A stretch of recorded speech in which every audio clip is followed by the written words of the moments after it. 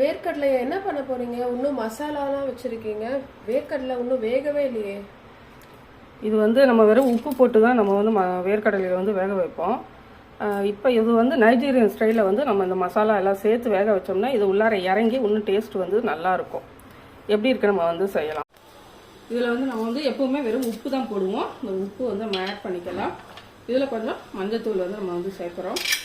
அடுத்தது மிளகாத்தூள். காரத்துக்கு நீங்கள் வந்து மிளகாத்தூளும் போட்டுக்கலாம். ஆனால் நல்ல ஊர் மிளகாத்தூள் போட்டால், பச்சை மிளகாய் போடணுன்னாலும் நீங்கள் வந்து பச்சை மிளகாய் கூட போட்டுக்கலாம். ஆனால் இது மிளகாத்தூள் போட்டால் உங்கள் டேஸ்ட் வந்து நல்லாயிருக்கும்.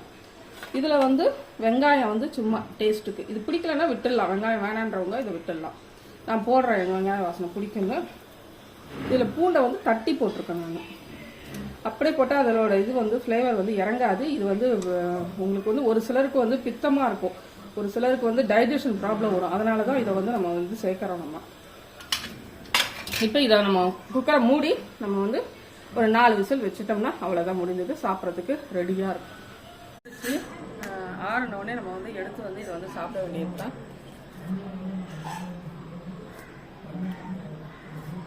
நல்லா இந்த வெங்காயம் பூண்டு அதோட அந்த வாசனை அந்த காரம் எல்லாம் இறங்கி இது ரொம்ப நல்லா இருக்கு. நீங்கள் சாதாரணமாக உப்பு போட்டு வேக வைக்கிறத விட இந்த மாதிரி வேக வச்சு சாப்பிட்டா ரொம்ப அருமையாக இருக்கும். நீங்களும் செஞ்சு பாருங்க. பாய்.